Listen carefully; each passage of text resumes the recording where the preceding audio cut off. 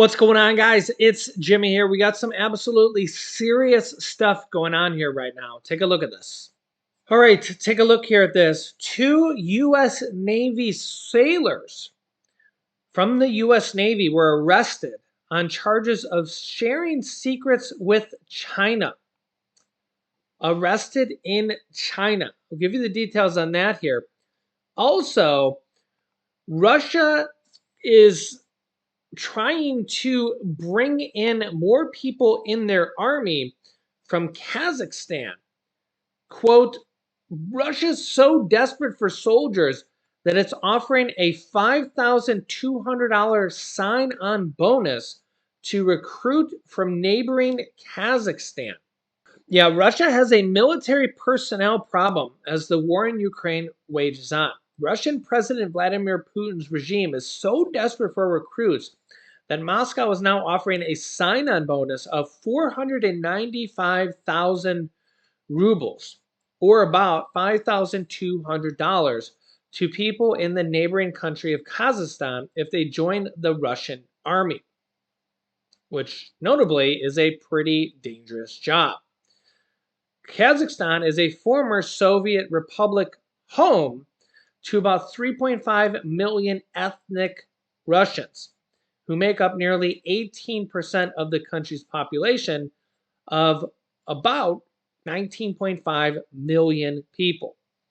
The online recruitment ads feature the flags of Russia and Kazakhstan alongside the slogan, quote, shoulder to shoulder, per Reuters.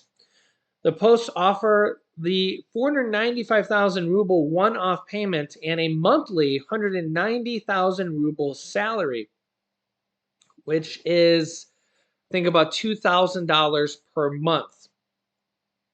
Yeah. And other benefits for those who ink a contract with the Russian military, but could also die in the process. The ads lead to a website that offers people a chance to join the Russian army in the country's far eastern Sakhalin region, where an organization set up by the local government is doing the recruitment. Russia and Kazakhstan are allies. However, the Kazakhstan government has not supported Russia's war in Ukraine and has actually urged for peace. Joining the military conflicts abroad for financial gain is also illegal under war in Kazakhstan, according to Reuters. Moscow's recruitment efforts of non-Russian citizens comes as the country faces a broad personnel crunch amid the war, particularly after Putin launched a mobilization of 300,000 reservists last fall, prompting tens of thousands of Russian men to flee the country. And it's not just military that's facing the shortfall. The Russian economy similarly is facing a record labor shortage. The Russian RBC news outlet reported on Thursday, citing a survey by the Gadar Institute for Economic Policy. The surveys found, this is from a Russia news outlet actually, that 42% of Russian industrial enterprises experienced a shortage of worker in July. 42%. Wow. And if you look here at this chart, the Russian ruble to the US dollar has fallen dramatically here recently. This is a 1-year chart, and their ruble, this is a 0.016 was the high. It's now down to 0.011. So a Russian ruble to the US dollar is worth about 1 penny to the US dollar. It has fallen by what looks like about 50% in the last year. Yikes. This also comes as China arrests 2 U.S. Navy sailors arrested on charges of what they're saying is sharing secrets with China. Yeah, 2 U.S. Navy sailors have been arrested of charges of handing over sensitive national security material to China. Petty Officer Wen Hang Zhao was charged with conspiracy and bribe taking in connection with taking nearly $15,000 in exchange for photographs and videos of sensitive U.S. military information. The officials said U.S. Navy sailor Jin Chao Wei, whose age was not disclosed, was charged with conspiring to send national defense information to China in exchange for thousands of dollars. Assistant Attorney General Matt Olson told reporters in San Diego that because of the men's actions, sensitive military info ended up in the hands of the People's Republic of China. Yeah, so sensitive military info did end up in the hands of the PRC, the government of China. How much information ended up in China, we don't know, but apparently these people were spies.